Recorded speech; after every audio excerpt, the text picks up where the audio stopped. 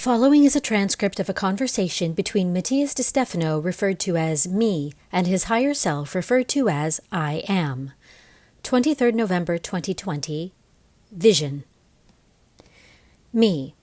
If we have seen the smell in relation to the crown chakra with its pituitary, I interpret that the next chakra related to the pineal of the third eye will be the vision. I am. You interpret well. Me. I can guess that from the Scorpio point of view, it is not a question of talking about what we see, but precisely about what we do not see, about what is hidden from our eyes.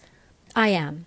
Vision comes from the word action of seeing, and to see is a verb of Indo-European origin, weid, which means image, appearance, which I consider an apt way to describe this act, since all we see are nothing but appearances, perceptions. Perception has its origin in the words per, for or completely, capere, capture, put the head on something, and tio, action. That is, the action of capturing a set of things. In English, the concept sight comes from the verb ver, see, emerged from the Indo-European seku, meaning to pursue, to follow something. Sight is probably one of the most wonderful senses designed by evolution. Biologically, the cells of one eye developed over millions of years with the intention of seeking light and having better mobility in the environment. A few photosensitive cells picked up photon particles from the environment, allowing it to distinguish objects around it by reflecting these particles. The longer it took these particles to reach the cells, the deeper it was, and the less time it took them to arrive, the closer the object was. Thus, by contrast, it could also be identified if there was a shadow approaching to attack as a predator, or find hiding or food at a long distance. These cells gave so much result that they soon began to be perfected, allowing the animals to chase their prey, to go to their targets, to have a general map of the environment in which they moved. Depending on the environment or needs, the eye was further perfected, such as seeing at night in cats, perceiving flowers in insects, or distinguishing more objects in the day, such as humans. The human eye developed at the same time as his brain, and with the same complexity. The human found in his intelligence the perfect evolutionary tool, which allowed him not only to absorb data from the environment, but also to imagine new ones to manifest them on the outside. This made the intellect need more attentive eyes, which could perceive many colors, many shapes, many depths to meet cognitive needs. Me. The eye becomes the primary tool of cognition, of wisdom, because through the eyes external images are perceived and internal images are visualized. I am. Even with your eyes closed, when you dream, you see colors and shapes, and all this allows you to understand that vision is not only the concept that goes beyond pursuing something on the outside, but also on the inside. There, the eye becomes the key to understanding the divine, magic, the universe, me, and that's how the image of the eye begins to be used as a symbol of God. I am. The ancients saw the sun and moon as the eyes of divinity, and the stars as the watchful eye of the ancestors. The idea that the divine contemplates us, looks at everything we do, arises from this perception. Sun and moon make up the Vesica Pisces, in whose center a kind of leaf or ogival shape is formed, an eye, the one who sees everything. The eye is able to perceive light and its distortion in different frequency waves.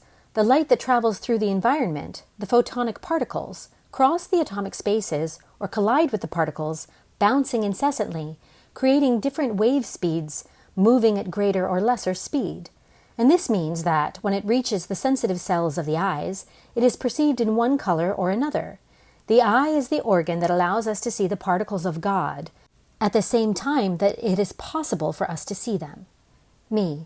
That's very paradoxical, but understandable, because it's impossible for us to see photonic particles moving in different frequency waves, and yet, being able to distinguish red from blue, yellow and black, all this means that we are seeing them. I am.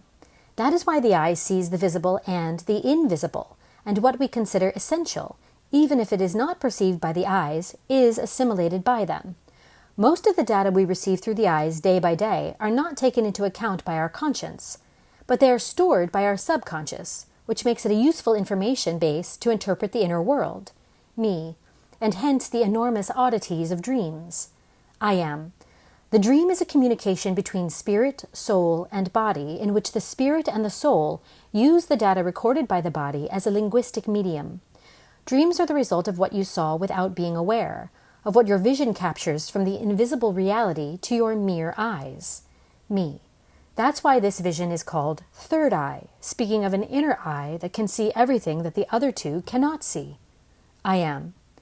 Both eyes are necessary to focus on the same reality. Right eye and left eye are interconnected to opposite hemispheres of the brain.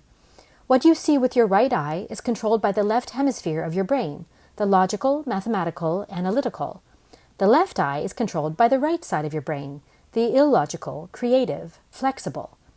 Both eyes understand the world in a different way, and therefore, in order to advance in the environment, nature chose to create at least two eyes which allow to have an integrated focal and peripheral vision at the same time. This allows you to find balance and maintain a centered direction. The third eye, on the other hand, sees everything in 360 degrees, like a sphere, and can only expand or contract, sleep or awaken. The pineal gland exerts this role, controlling the body's wakefulness and sleep cycles. It is important to sleep and rest at least 8 hours a day for this gland to fulfill its function of spiritual connection. Rest is fundamental for a good interdimensional development in an integral being. Thus, children should sleep at least 10 to 13 hours a day, adolescents between 8 and 10 hours a day, and adults about 8 hours a day. And in turn, it is essential that you exercise your eyes daily, looking at close range, at long distance, and making circles with your eyes looking up, down, and to the sides. Me. And the one-eyed or blind? I am. In ancient mythologies, someone one-eyed represented the search for an inner path.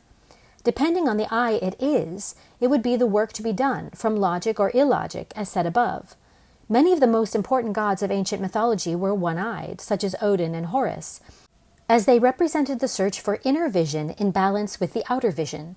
In any case, the loss of one of the eyes speaks of an imbalance in relation to the concept that represents the missing one. On the other hand, the blind, in ancient times, were considered wise and were educated to reach the spirit. The word wade that I mentioned at the beginning, the idea of image, appearance, gave rise in English to the word wise and wisdom. In certain peoples, the blind one was the one who guided humans through the spirit world, to predict the future, to see the divine. Blindness in its positive aspect is a path to inner vision and divinity and wisdom, although in its negative aspect, it is related to refusing to see reality. In mythology, both Odin and Horus gave one of their eyes at will in order to have better spiritual vision and thus defeat their enemies.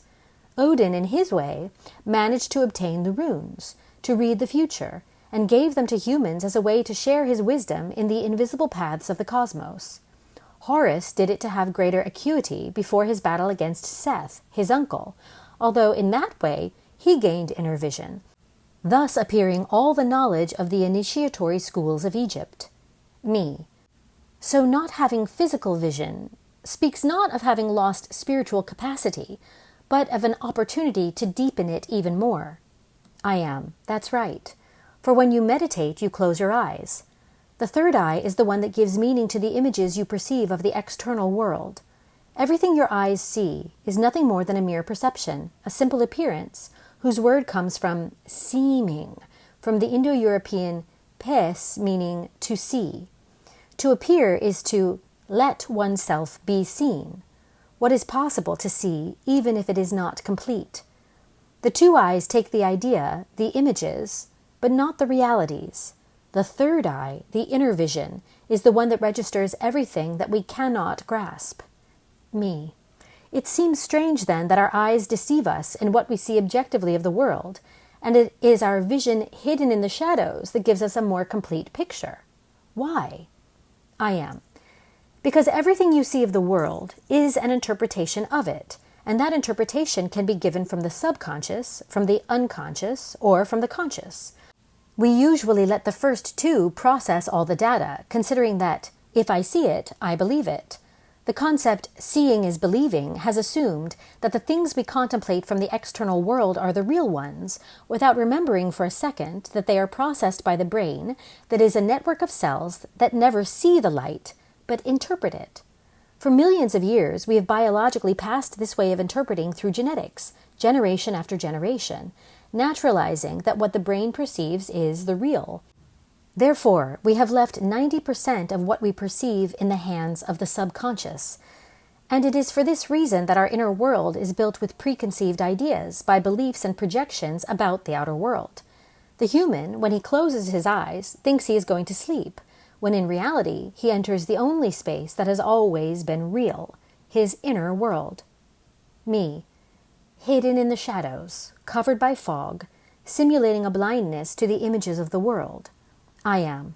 And therefore, the human is afraid to see what is inside, because 90% of his truth is hidden in his inner eye, and what he has denied seeing by the habit of believing that the only real thing is what he perceives when he opens his eyes. Me. What should I do to improve this? I am. Communicate better with your inner selves, observing yourself, bringing apparent consciousness into the subconscious world. Stare in the mirror very closely at the pupils without hesitation for long minutes. Focus on your breathing, and maybe some soft wordless music. This helps keep your gaze fixed. One of the hardest things in humanity is to hold one's gaze on another human being for more than a few seconds. Me. It's true. Why? I am. Because the eyes are reflections of light, and when you look into the eyes of another, you see that same self-light reflected infinitely, leaving you naked, opening your 3 levels of consciousness, leaving you vulnerable. Therefore, practice it with yourself. Talk to your eye and brain cells staring in the mirror. Ask them to show you everything you have denied seeing. They have the record of all things, of all traumas, of everything you have hidden behind your gaze. To begin to take charge of what you see in the world, of truths, you must dare to face the blind shadows of what you have refused to see. Me. The secrets of my DNA, the secrets of my soul, the secrets of my body, what I have seen and disliked, where I look away or where I focus it constantly. Most of my ability to see reality lies in the shadows. Now I also understand that we live in a world of constant visual stimuli. It happens to me, Facebook, Instagram, YouTube, news, advertisements. Everything is a constant bombardment of information that passes to the subconscious without being thought or discerned. We are used to naturalizing many things and denying many others. I am. Your brain sees what it wants to see, and there are people who use that fact to make you see what they want you to see. The news, the conspiracies, all constantly tell you that they communicate the truth, that they show you what you should not ignore. Me. But in reality, they do just the opposite. I am. They show you distorted truths so that you don't see the only truth, the one that is hidden in you, locked and drowned in your subconscious. You cannot deal with external semi-truths without having coherence in your inner truths. That is why you must look at yourself and ask yourselves what it is that you should see about yourself. Me. Stop seeing the external world for a while, to stop living in the confusion of the sale of truths, and begin to see one's own as a filter of external ones, because it is my interior who interprets, and by taking only external truths as absolute, I am losing the human quality of intelligence, which is knowing how to interpret things. I am. Observe carefully, with intelligence and acuity. Observe yourself and allow the shadows of your interior to show you in sleep and rest everything you have to know about yourself, and so you can see the world with different eyes. Me. For I am a blind man who looks obfuscated at the outer world, when it is in my inner world that I have the greatest gift of vision. I am. It's time to wake up. It's time to open your eyes.